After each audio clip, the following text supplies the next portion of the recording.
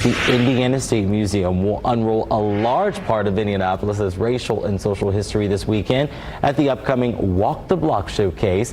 You can see Redlines. It's a quilt that is a work of art, and it runs an incredible 426 feet in length. And here to tell us all about it, we have LaShonda Crow-Storm, the creator of Redlines, and we also have Kisha Tandy, and assistant curator at the Indiana State Museum. Ladies, good morning to you. Good morning. This is a very important exhibit, so let's just dig right on into it. Tell us all about it. Well, I can tell you about the quilt. I don't know too much about the exhibit. I'll leave that over to Ms. Kisha. The quilt itself comes out of a discussion with Newfields at an event called At the Crossroads.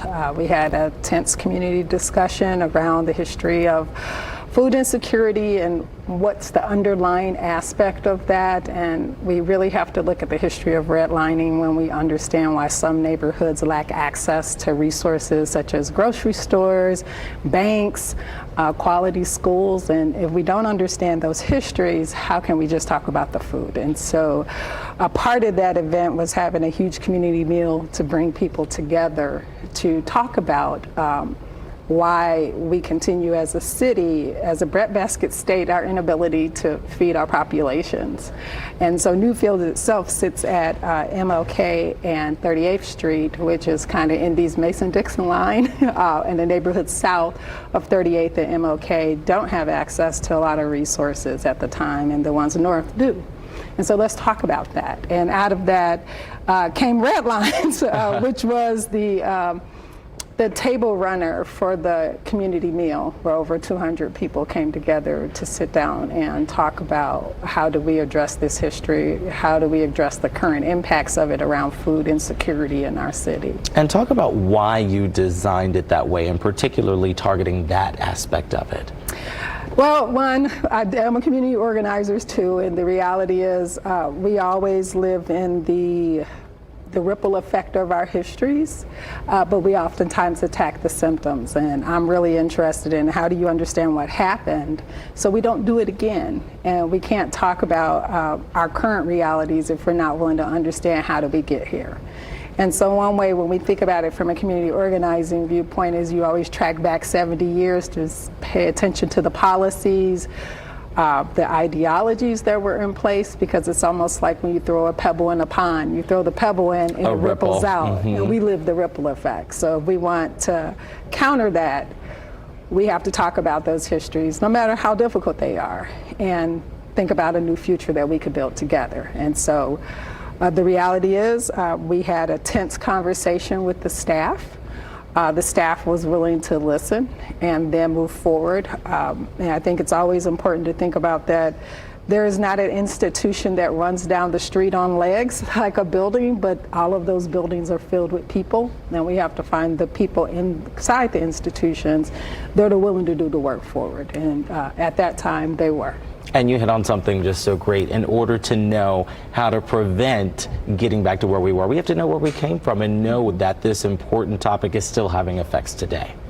Now, let's get into redlining a bit deeper here. Kisha, talk about that for us, for those that may not understand that. Definitely. So redlining was the practice that came in, and it said that based on the color codes for neighborhoods, it had an impact on where banks would loan to people. It had impact on where real estate agents would sell, and so it was color coded. So red, of course, was hazardous, green was great, the best, blue was still desirable, and yellow was definitely declining. And so the red lines definitely impacted neighborhoods, and by impacting neighborhoods, you impacted the people.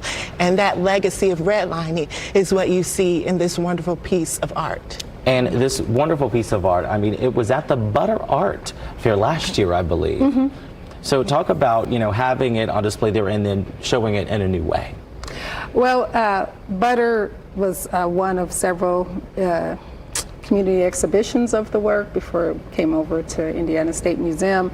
And so because it's so large, it has to be typically folded up and we can show pieces of it. So it's great to actually see the whole 400 plus feet be able to come out again, because we don't get to see that too often. So very excited for even myself to be able to see it, because You know, it's big. When we take it out, we have to take it to a park and roll it down the park and then try to get it all back in the box. And so, you know, that doesn't happen too often. That's so true. So it's great to be able to see the full piece and all the community volunteers to help create it in 5 months. I think it's always important to keep in mind I didn't do it by myself. I did it with an army of folks that we felt we could do it, and we did it.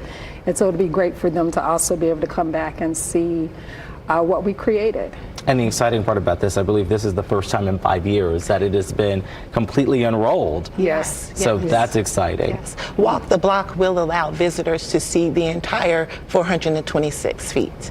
So that is wonderful. That is wonderful. Let's talk about how people can check this out, right? Because we want as many eyes on this as possible. So, of course, we have the event details there on our screen right now for those of you at home. Walk the Block. It's taking place August 9th through 11th. You can check this out between 10 a.m. and 5 p.m.